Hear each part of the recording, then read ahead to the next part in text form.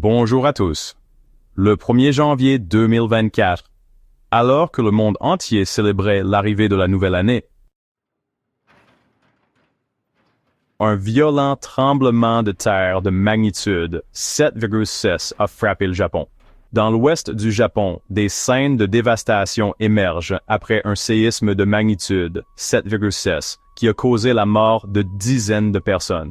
Ce tremblement de terre n'était pas isolé.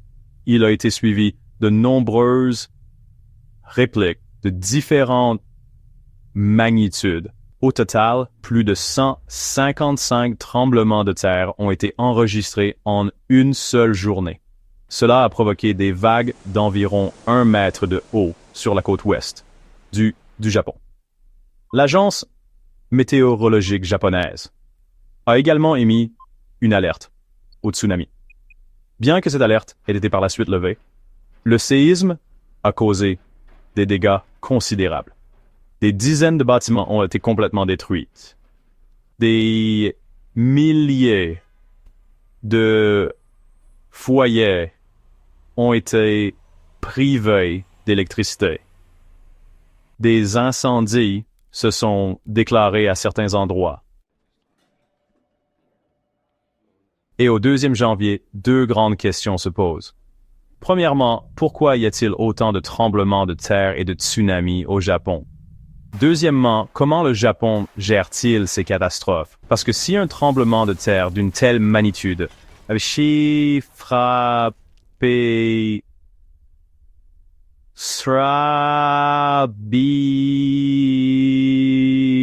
des milliers de personnes auraient probablement perdu la vie. Au Japon, le nombre de morts est encore inférieur à 100. Comment le Japon se protège-t-il dans de telles situations? Découvrons-le dans cette vidéo. Le tremblement de terre qui vient de frapper le Japon est appelé le séisme de 2024 de la mer du Japon ou le séisme de la péninsule de Noto. Vous pouvez voir son emplacement exact sur cette carte.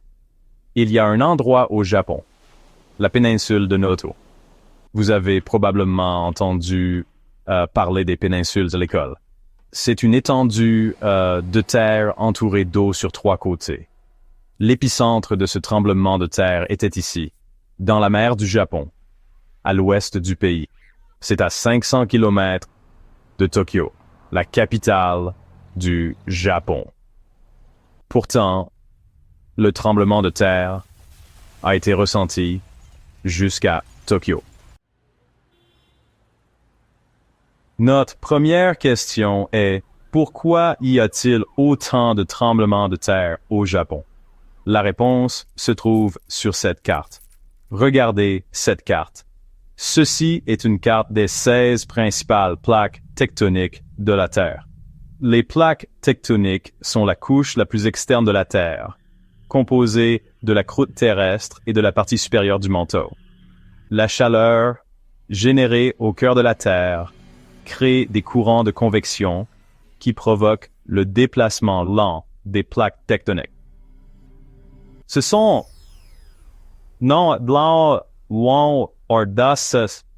16 principales plaques tectoniques qui se déplacent lentement d'année en année. Lorsqu'elles entrent en collision, des tremblements de terre se produisent. Donc, les pays et les régions situées sur les frontières des plaques tectoniques sont ceux qui subissent le plus de tremblements de terre. Et le truc avec le Japon, c'est qu'elle est située à la jonction de 4 plaques tectoniques. La plaque pacifique, la plaque philippine, la plaque eurasienne et la plaque nord-américaine. C'est la principale raison pour laquelle le Japon connaît autant de tremblements de terre. Parmi toutes ces plaques, la plaque pacifique est un peu particulière parce qu'elle présente la plus forte activité tectonique. C'est pourquoi la frontière de la plaque pacifique est appelée la ceinture de feu du Pacifique, car c'est la cause de la plupart des tremblements de terre dans le monde, et aussi la plupart des volcans. Dans une certaine mesure, c'est également vrai pour les autres plaques. Et les pays situés sur leurs frontières connaissent davantage de tremblements de terre. Par exemple, si vous regardez la frontière nord de l'Inde, la frontière entre les plaques indiennes et eurasiennes qui traversent le Népal en plein cœur de l'Himalaya, c'est la raison pour laquelle le Népal subit des tremblements de terre très violents. Dans le nord de l'Inde, à Delhi et dans les environs, dans la plupart des cas, l'épicentre du séisme se situe entre ces deux plaques. Maintenant, comparez cela avec des régions comme l'Australie, la Russie ou l'Europe, où les tremblements de terre sont beaucoup plus rares. À quand remonte la dernière fois que vous avez entendu parler d'un tremblement de terre dévastateur en Australie? Ce n'est pas que l'Australie n'a jamais de tremblement de terre, mais les régions qui se trouvent au milieu des plaques tectoniques connaissent moins de tremblements de terre. Et même lorsqu'il y a des tremblements de terre, les dégâts ne sont pas aussi importants. Et la raison en est que ces plaques tectoniques majeures sont composées de plaques tectoniques mineures. Et parfois, la collision entre les plaques tectoniques majeures se ressent aussi au milieu de la plaque. Mais selon la façon dont ces plaques tectoniques entrent en collision, différents types de frontières se forment, comme la frontière convergente lorsqu'une plaque entre en collision avec une autre et passe en dessous, ou la frontière divergente, où les deux plaques s'éloignent de San Raus, Darastern, Dawan, Datnowan, ou la frontière transformante, lorsque les deux plaques se déplacent parallèlement l'une à l'autre. Parmi celles-ci, les tremblements de terre les plus dangereux se produisent lorsque des frontières convergentes ou transformantes se forment. Et la frontière de la plaque pacifique est une frontière convergente. Il existe un sous-type spécifique appelé zone de subduction.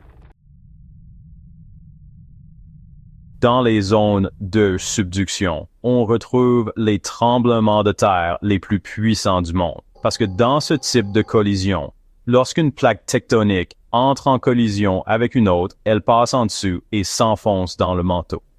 Et lorsque cela se produit, comme vous pouvez le voir sur le schéma, une profonde fosse se forme au fond de l'océan, à la limite entre les deux plaques, qu'on appelle une fosse océanique. Ces fosses sous-marines représentent souvent le point le plus profond de l'océan. Elles peuvent être 3 à 4 kilomètres, voire plus profondes que les fonds marins environnants. Le point le plus profond du monde sous-marin est appelé la fosse des Mariannes. Cette fosse a une profondeur de 10,9 km.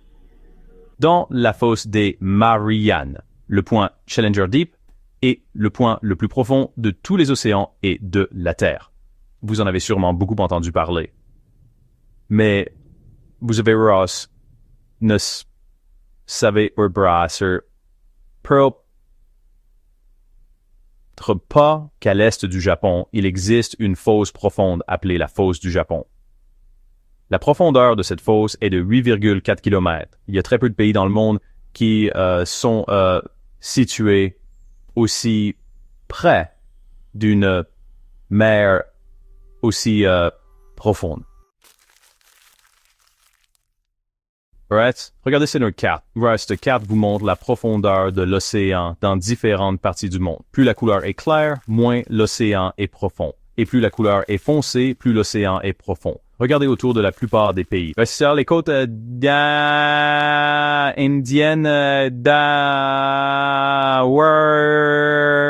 les côtes africaines, les côtes sud-américaines, elles sont affichées en couleur claire. Mais zoomez sur le Japon. À droite du Japon, il y a une très grande zone de couleur foncée. C'est la fosse du Japon. Et au milieu passe notre sœur,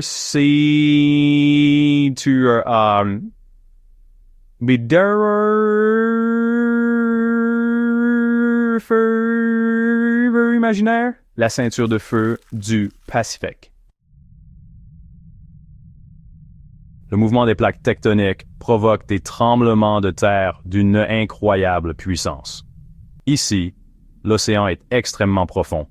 C'est là que l'on trouve la plus grande concentration de volcans. Et c'est pour cette raison que le pays le plus touché par les tsunamis est le Japon. Les côtes japonaises sont très proches de cette fosse océanique, ce qui signifie que les vagues du tsunami ont une très courte distance à parcourir, laissant peu de temps pour donner l'alerte. Par conséquent, le Japon est le pays le plus menacé par les tsunamis. En fait, le mot tsunami vient du japonais. Tsunami est composé de tsu et nami. Tsu signifie port et nami signifie vague, donc vague de port. Un port est aussi appelé port maritime. Comme le Japon était si souvent frappé par des tsunamis, lorsque la nouvelle de ces catastrophes s'est répandue dans le monde entier, le mot tsunami s'est popularisé et les gens ont commencé